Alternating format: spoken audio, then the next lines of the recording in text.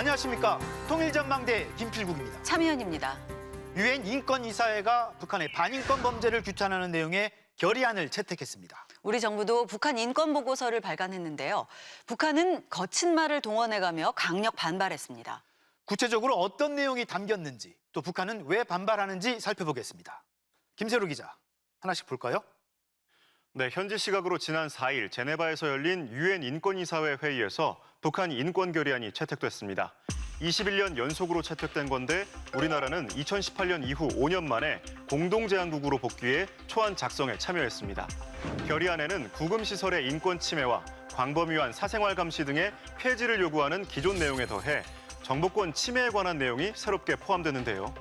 외부에서 제작한 콘텐츠 일체를 엄격히 금지하는 반동사상문화 배격법의 재검토가 필요하다는 지적도 담겼습니다. 네, 우리 정부는 북한 인권 보고서를 내기도 했죠. 네, 통일부는 지난달 30일 탈북민 500여 명의 증언을 바탕으로 작성한 북한 인권 보고서를 공개했는데요. 한국의 영상물을 받거나 아편을 사용했다며 공개 처형을 하는 등의 인권 유린 실태가 있다고 적시했습니다. 북한 주민의 인권 신상이 국내외에 공개되고 널리 알려짐으로써 북한 인권 정지는 물론 우리 정부와 민간 그리고 국제적인 연대와 협력도 보다 강화될 수 있게 되기를 기대합니다. 네, 북한은 강력 반발하고 나섰다죠. 네, 유엔 인권이사회 회의에 참석했던 한대성 주 제네바 북한 대표부 대사는 미국과 그 추종 세력의 조작이라며 전면 배격한다고 말했습니다. As a document of political conspiracy which has no relevance with the genuine promotion and protection of human rights. We flatly deny and reject it. 또 결의안에 담긴 정보권 침해나 자의적 구금과 처벌 등의 내용은 북한 사회에 존재하지 않는다며 내정 간섭이자 주권 침해라고 소리를 높였습니다. 주민들에게 외부에서 보는 시선이 알려지는 것도 부담스러운 거고 인권 문제를 제기하면서 외교적인 또는 군사적인 어떤 목적을 실현하는데 북한 인권 문제를 활용한다라고 북한은 또 보고 있다. 도청 스캔들 등을 언급하면서 미국이야말로 국제사회 심판을 받아야 할 인권 유린국이라 비판하기도 했고요. 황당무계한 악담질이다.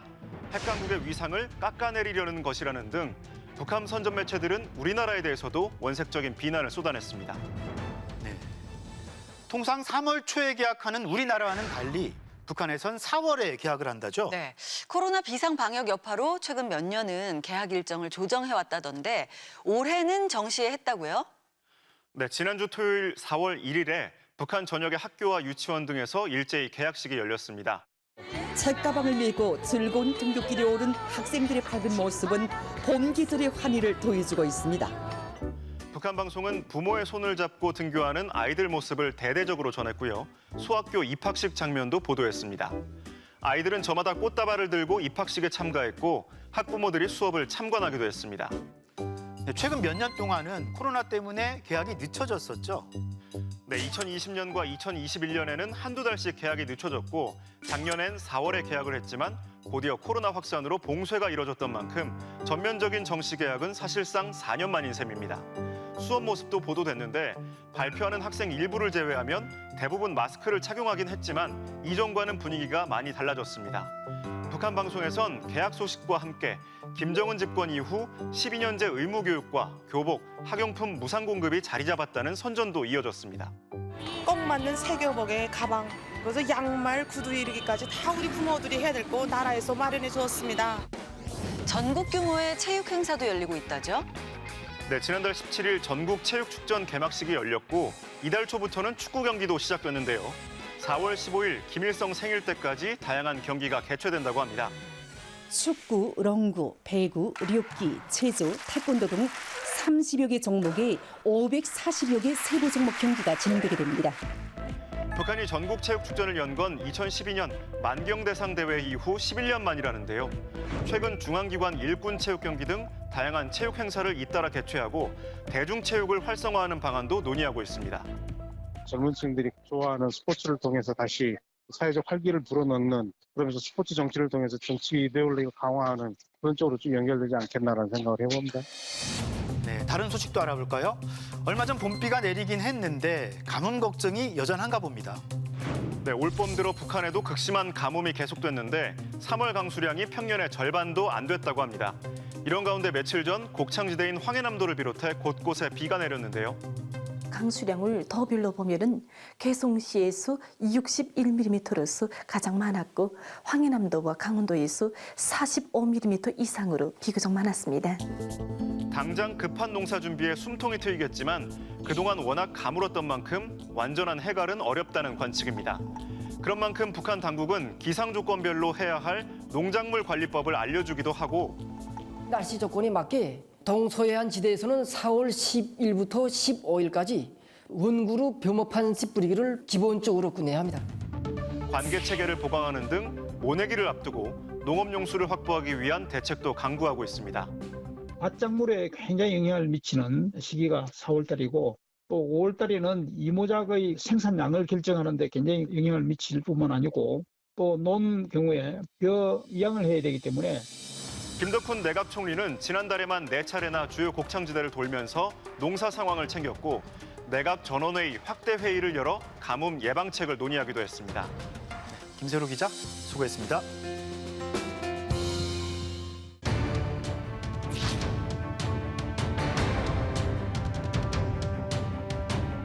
붓대포의 포성, 진격의 나팔 소리. 며칠 전 열린 북한 기자동맹 대회에서 나온 말입니다. 북한에서 기자는 비판자가 아니라 당과 정권의 기수, 전사, 심지어 나팔수를 자처하기도 합니다. 네, 기자, 언론인들이 주민들을 사상적으로 고무해서 위기를 극복하고 김정은 체제를 지키자는 결의를 다졌다는데요. 북한이 22년 만에 기자동맹 대회를 연 이유는 뭔지 김윤미 기자가 살펴봤습니다. 지난 3일부터 이틀간 평양에서는 제9차 조선기자동맹 대회가 열렸습니다. 사상적 기수, 진군 나팔수라는 표어 아래 전국의 기자, 방송원, 출판 인력 대표들이 한데 모인 겁니다. 북한의 입으로 불리는 조선중앙TV, 리춘희 책임방송원, 노동신문의 동태관 등 김정은 위원장으로부터 보통강변 호화주택을 선물받은 간판급 언론인들이 직접 토론에 참여했습니다. 조선기자동맹은 남한의 기자협회에 비유되지만 실제 성격은 완전히 다릅니다. 북한은 조선기자동맹을 이익단체가 아닌 사상교양단체로 규정하고 있습니다. 기자들을 당의 유일사상체제와 영도체계에 충실하고 사상적 실무적으로 튼튼한 문필전사로 만드는 게 기자동맹의 기본 임무입니다. 기자동맹을 주축으로 언론인 한 명 한 명이 전사로 키워지는 셈입니다. 언론사와 기자들은 예외 없이 노동당 선전선동부의 지시와 통제를 받습니다. 기자 선발도 언론사가 자체적으로 하거나 개인이 원하는 언론사에 지원하기보다는 당이 인력을 배치하는 방식입니다. 도당위원회가 최종적인 권한이 있거든요. 굉장히 엄선된 사람을 당연히 올리겠죠. 우리 관료들의 자식들이라든가 신원상에서 상당히 문제가 없는 이런 사람들이 우리처럼 언론이 자유권이 있다는 모르겠지만 북한에서 전혀 그렇지 않고 당의 사실상 선동 수단인 거거든요. 북한에서 기자동맹 대회가 열린 것은 22년 만, 김정은 집권 이후로는 처음입니다. 김정은 위원장은 리일환 사상 담당 비서를 통해 출판 보도 부분의 사업 개선 방향을 담은 메시지를 전달했습니다. 메시지의 구체적인 내용은 공개하지 않았지만 들끓는 시대의 전지를 강력히 선도하기 위한 언론 공세, 사상 공세, 붓대포의 포성, 진격의 나팔 소리 등 이날 나온 표현을 미루어 볼 때 언론의 선전선동 기능을 더 강화하라는 주문이 있었을 것으로 보입니다. 당중앙의 충실한 대변자, 출력 높은 확성기, 잡음 없는 증폭기로서의 영예로운 사명과 임무를 다해 나갈 요리에 넘쳐 있었습니다. 박동석 기자동맹 위원장은 언론인들이 경제 등 목표 달성을 위해 주민들이 자신감을 갖고 계속 노력하도록 고무시키는 기사와 편집물을 내놓아야 한다고 강조했습니다. 특히 북한 농촌 정책의 정당성을 해설 선전해 농업 근로자들을 사상정신적으로 각성분발시켜야 한다며 강력한 정치 공세, 사상 공세를 예고했습니다. 경제적 상황 개선이 어려워진 환경이 이제 장기간 지속되는 거죠. 그렇다 보니까 어떻든 주민들이 가질 수 있는 어떤 불만, 이완 이런 것들을 적극적으로 이제 통제하고 막기 위해서는 단순한 물리력 이상으로 이제 선전선동을 더 집중적으로 강화해야 되는 이유가 있는 거죠. 무엇보다 기자들은 김정은 혁명 사상으로 당과 사회를 일색화하는 데 기수가 돼야 한다면서 기자들이 먼저 김정은 사상의 열렬한 신봉자, 견결한 옹호자, 철저한 관철자가 돼야 한다고 강조했습니다. 실제로 최근 북한의 신문 방송은 김정은에 대한 찬양의 도를 점점 높이고 있습니다.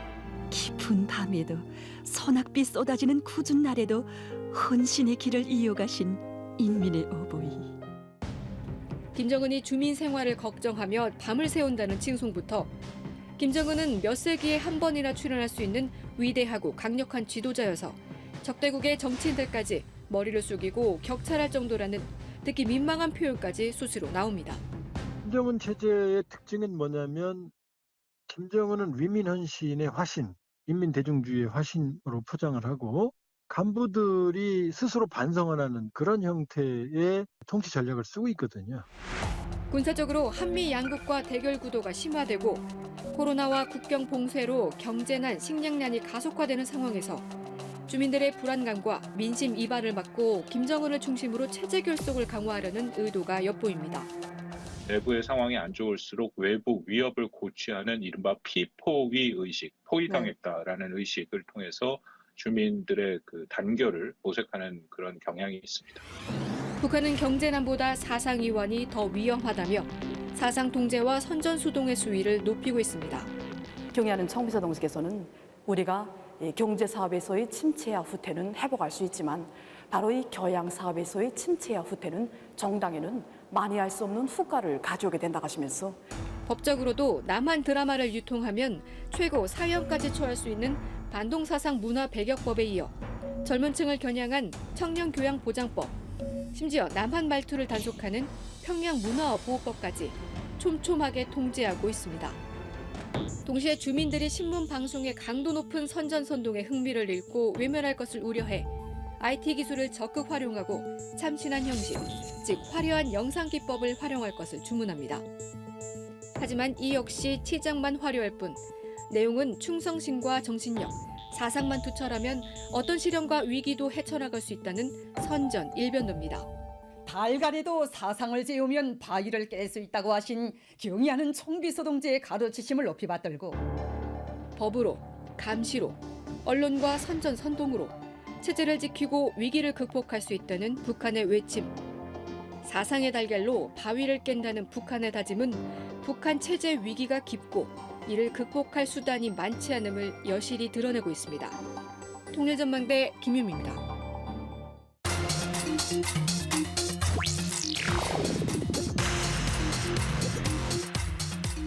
본격적인 농사철입니다. 북한에선 해마다 이맘때면 강조하는 중요한 작업이 있다는데요. 오늘은 12바닥 파기 운동 알아보겠습니다. 네, 북한 농사 얘기에 세트처럼 움직이시는 두 분입니다. 어서 오세요. 안녕하세요.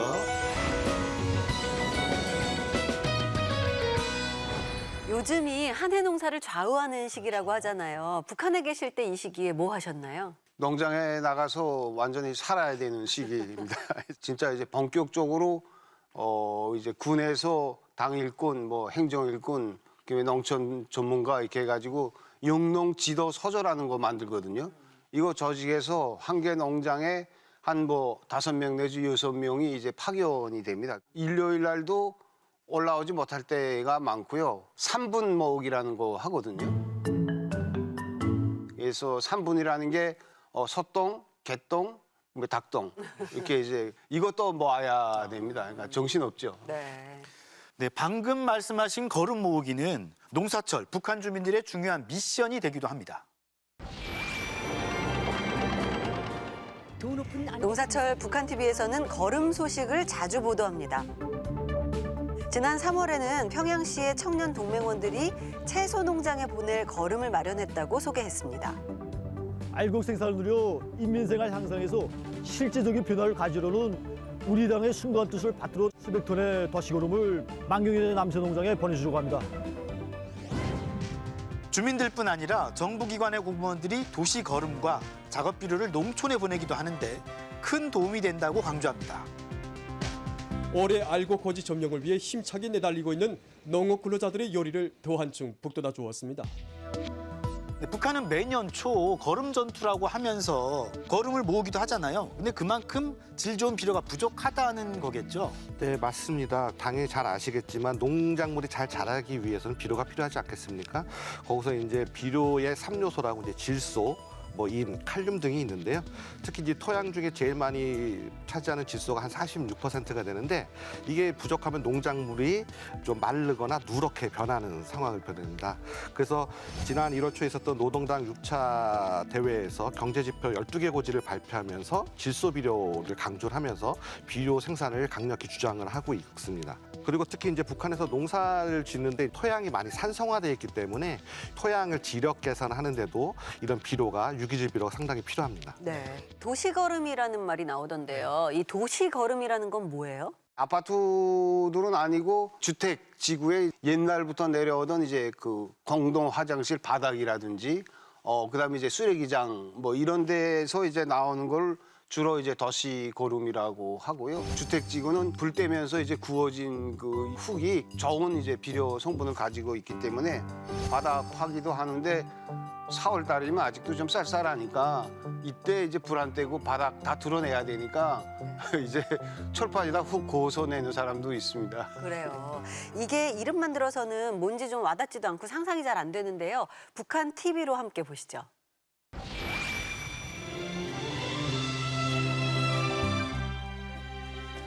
농사철이 되면 북한 TV에서 종종 소개하는 특집 프로그램입니다. 한 농장원이 12바닥을 팠다고 말합니다. 돼지, 소, 닭을 비롯한 12바닥을 모조리 파내면 많은 원철이 될 수 있다고 하면서 우리를 탭 생산에 힘있게 불러일으켰습니다. 또 다른 보도에서는 농민들이 경쟁적으로 거름 반출에 나섰다고 소개하면서 12바닥이 무엇인지 짐작할 수 있는 내용이 등장합니다.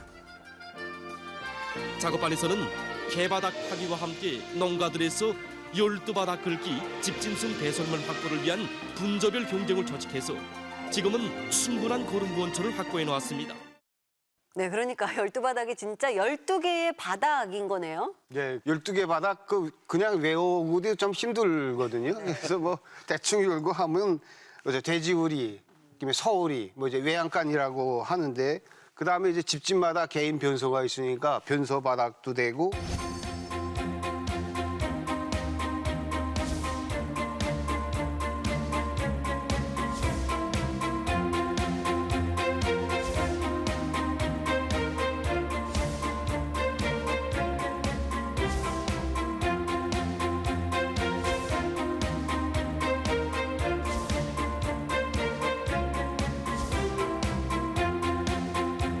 그래서 12바닥인데 이게 이제 12바닥 모아서 논이나 밭에 뿌리면 상당히 좋습니다. 예. 그래서 북한에서 12바닥을 강조를 하면서 이제 흑보산 비료라는 이름이 있습니다. 그래서 이게 후미산 비료로 아까 말씀 질소인 칼륨의 성분을 가지고 있는 비료인데 김일성 주석이 흙에 뿌리는 보약이라고 해서 흑보산 비료라는 그런 제품을 공급하기도 합니다. 네, 북한 노동신문은 12바닥 파괴를 강조한 김정은 위원장의 말을 전하기도 했습니다.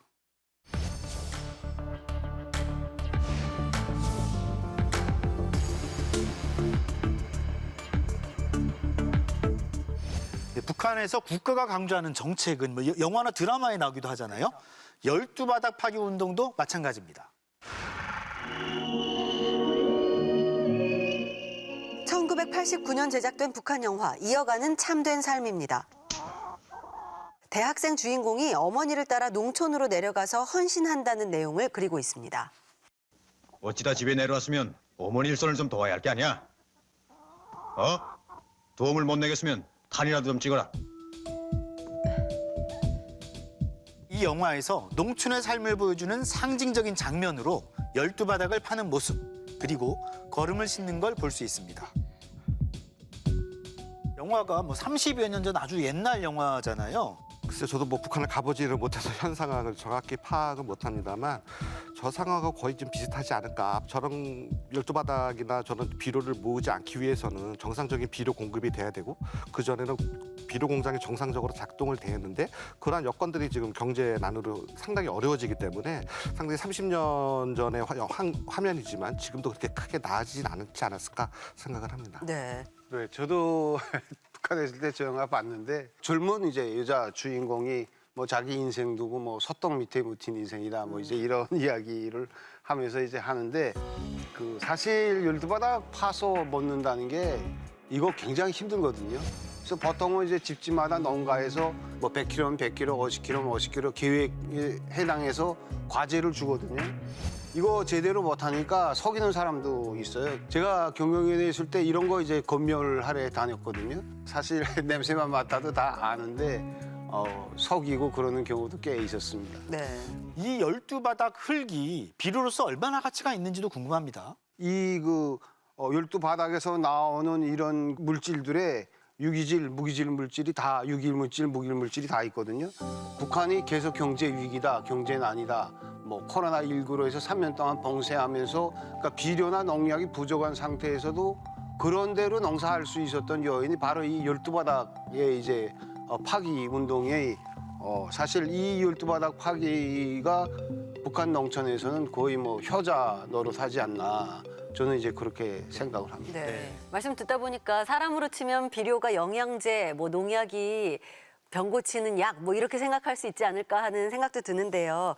우리도 지금은 좀 달라졌지만 예전에는 거름에 굉장히 의존하던 시대도 있었잖아요. 예, 그렇죠. 저희도 12바닥까지는 아니지만 그 12바닥의 일부를 비료가 없을 때 사용을 했습니다. 퇴비의 증산은 농토의 산성화를 방지하고 토지를 비옥하게 함으로써 지력과 생산력을 높여 식량 증산의 근간을 이루고 있습니다. 울산 제3비료공장이 준공주에서 우리나라 농업 근대화의 혁명적 계기를 마련하고 있습니다. 1960년대 후반 그 화학공업 발전으로 이제 비료 공장도 건립하고 또 다수학 품종을 개발함으로써 이제 농업 생산량을 상당히 많이 늘렸고요.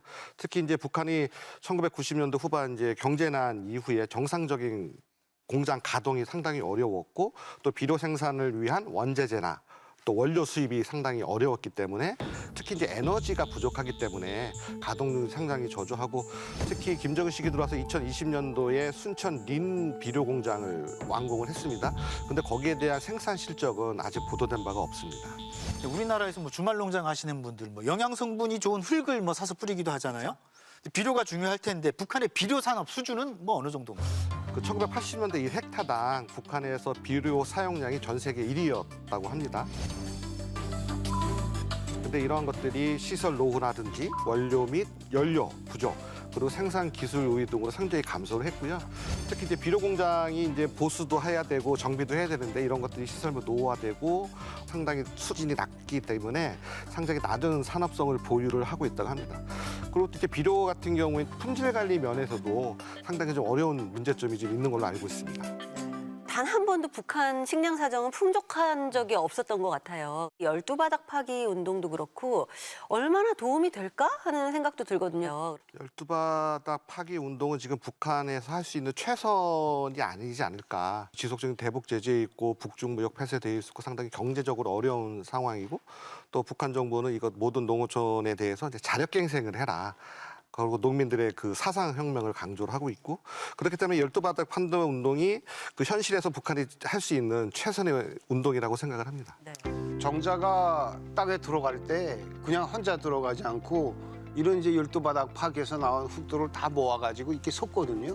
영양분이 같이 들어가면 얘네가 빨리 자라거든요. 그래서 이제 가뭄 피해도 이겨내는 그런 효과는 이제 확실히 있죠. 일정 정도 도움은 되지만 북한 주민들과 농민들이 언제까지나 이제 계속 12바닥만 파고 있을 수는 없고요. 그래서 이제 농사 방법이라든지 품종이라든지 그다음에 농사를 지을 수 있는 환경, 뭐 기계 이런 것들이 좀 많이 해결돼서 이제 좀 이제 어렵고 힘든 이런 상황에서 우리 농민들도 좀 해방돼야 되지 않냐 그렇게 생각이 됩니다. 12바닥 파기 운동. 북한 농촌의 현실을 알 수 있었는데요. 농민들의 이런 노고가 없어도 되는 날이 오기를 바랍니다. 네, 우리도 본격적인 농사철이 시작됐는데요. 농민 여러분들 준비 잘 하시고 올해도 풍년이 들길 바라겠습니다. 오늘 도움 말씀 고맙습니다. 감사합니다.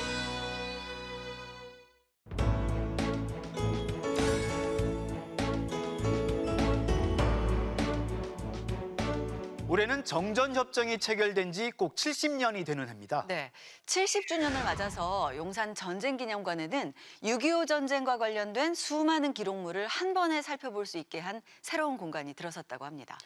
2년여간 이어졌던 정전회담 회의록 한글 번역본을 처음 발간해 전시했고요.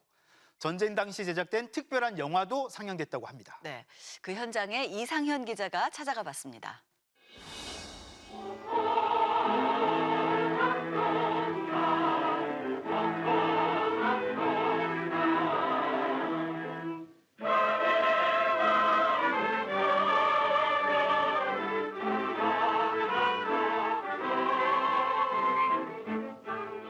평온한 모습의 낙동강 변에서 흰 옷을 입은 한 여성의 춤으로 시작되는 한 편의 흑백 영화.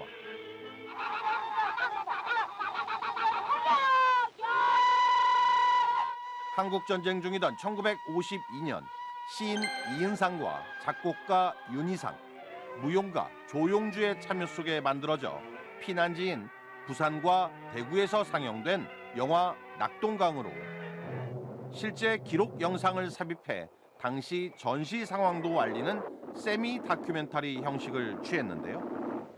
지난해 한국영상자료원을 통해 원본 필름이 발굴돼 처음 공개됐습니다. 옛날 한국 영화들이 제작 환경이라든지 이런 것들 감안해가지고 역사적인 가치가 있겠구나, 당시의 사회 문화상을 담고 있구나, 이런 의미들을 부여할 수 있는데 이 작품은 낙동강 같은 경우는 되게 미학적으로도 또 어떤 영화의 형식적으로도 되게 좀 얘기해 볼 만한 그런 중요한 작품이라는 생각이 들었어요.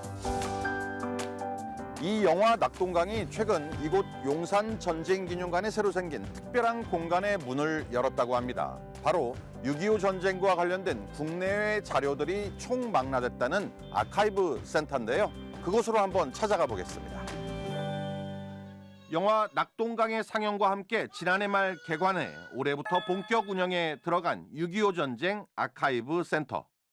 올해가 사실 정전 70주년이 기념이 되는 해이고 해서 그 작년부터 저희가 이 사업을 시작을 했는데요. 그래서 정전 협정과 관련된 자료도 그렇고 6.25 전쟁과 관련된 도서나 전 세계에서 흩어져 있는 각종 전문 자료들, 문헌이나 사진이나 영상 자료를 수집해서 이 공간에 꾸며서 모두나 이제 그 자료를 공유할 수 있는 그런 공간을 만들어 놓는 게 저희 목표였습니다. 국내외의 각종 군사 잡지, 그리고 한국의 역사와 세계의 전쟁 역사를 살펴볼 수 있는 도서들이 널찍한 공간 곳곳에 배치돼 있어 휴가 나온 현역 군인들뿐만 아니라 인근 학생들의 배움터가 되고 있었는데요. 구경하러 왔다가 좋은 공간을 발견하게 됐어요. 제 예전에 없어가지고 서점인가 해갖고 한번 와봤죠. 궁금한 거 있으면 찾아오기 좋겠다. 외국인들도 심심치 않게 눈에 띄었습니다. Well, it's very impressive, yeah. It's a big collection, and I've been fascinated ever since about this country that's been divided for so long, and so I came to visit the museum. 한켠에 마련된 6.25 전쟁 전문 서가, 군인과 국가, 민간인들의 기억을 따로따로 모아놓았고 유엔 참전국과 공산권에서 각각 바라본 6.25 전쟁, 그리고 전후 세대가 생각하는 한국 전쟁을 구분해서 찾아볼 수 있게 해놓았습니다. 이 도서자료실에 오시면은 그 일반적인 기대와는 다르게 상당히 다양한 관점을 다 읽어볼 수가 있다는 점에 아마 놀라실 겁니다. 소련이라든지 중공군이라든지 아니면은 소련군을 지원했던 체코, 불가리아 이런 국가들의 기억도 전부 다 균형 있게 다 볼 수가 있다는 점이 저희 특색이라고 할 수가 있겠습니다. 바로 옆에 마련된 강의실에선 6.25 전쟁 관련 교육이 수시로 진행되는데요. 정전협정 70주년답게 휴전회담이 진행된 과정과 그 의미에 대한 강의가 중점적으로 이루어지고 있었습니다. 이 회담은 무려 2년간이나 지속이 되었는데요. 이 가운데 가장 합의를 보기 어려웠던 쟁점 의제가 있었기 때문입니다. 1년 6개월이라는 긴 시간이 걸린 전쟁 토로의 교환입니다. 그리고 이 아카이브 센터의 핵심이라 할 수 있는 전문 자료실. 한국 전쟁 때 육군에 지급됐던 전투복과 장병들이 남긴 참전 지도, 종군 화가, 사진가의 작품들과 전사자 명부 등 쉽게 볼 수 없는 희귀 자료들을 모아놓은 곳인데요. 역시 1953년 7월 27일 판문점에서 체결된 정전협정문이 가장 눈에 띄었습니다. 한글과 영어, 중국어판 이렇게 실물 모습으로 복제된 당시 협정문뿐만 아니라 그때의 지도까지 전자문서로 자세히 들여다볼 수 있게 해놓았는데요. 유엔군이랑 공산군 측이 휴전선을 하나를 설정할 때도 아주 세밀하게 지금 설정했다는 걸 볼 수가 있습니다. 인문학적 질이랑 그리고 자연적 질이랑 둘 다를 고려한 아주 정교한 휴전선이라고 볼 수가 있겠습니다. 그 한쪽엔 정전협정문 체결을 위해 개성과 판문점에서 2년여간 이어졌던 회의를 모두 기록해놓은 정전회담 회의록에 한글 번역본이 놓여져 있었습니다. 영문으로만 돼 있던 정전회담의 본회담 기록 2권을 최근 처음으로 번역해 발간한 것으로 앞으로 부속 회의 기록 8건도 추가로 번역될 예정이라고 합니다. 당시에 유엔군에 속해 있었던 동시통역사 그리고 거기에 있었던 속필하는 사람, 속기사 이렇게 해가지고 즉석에서 받아 쓴 그런 문서인데요. 이게 원래는 이제 영어로만 되어 있었습니다. 그래서 미국이 보관하고 있던 것을 한국의 국사편찬위원회가 1960년대 초반에 마이크로필름을 받아서 이걸 책으로 엮어낸 적은 있습니다. 그런데 60년대부터 지금까지 한 번도 번역된 적이 없었습니다. 전쟁이 멈춘 지 70년. 묻혀지고 잊혀졌던 그때의 기억과 기록들이 이젠 좀 더 가까이, 좀 더 편리하게 우리 곁으로 다가오고 있습니다. 통일전망대 이상현입니다.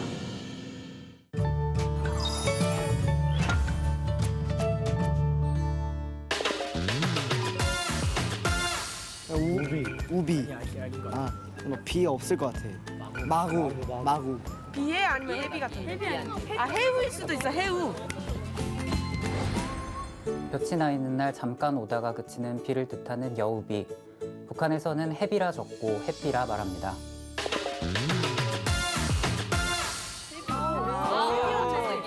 이게 나야. 이건 예상했어요. 이건. 햇비 아까 말했는데. 그냥 찍어서 그렇지. 전혀 몰랐어요. 봄비가 이렇게 반가웠나 싶었는데요. 최근 며칠 비가 내리면서 우리 농민들도 걱정을 조금 덜게 됐다고 합니다. 하지만 그래도 아직 완전한 해갈에는 부족하다고 하네요. 네, 건조한 날씨에 산불도 잇따랐었는데요. 단비가 내리긴 했지만 여전히 유의하셔야겠습니다. 통일전망대 다음 주도 알찬 내용으로 찾아오겠습니다. 고맙습니다.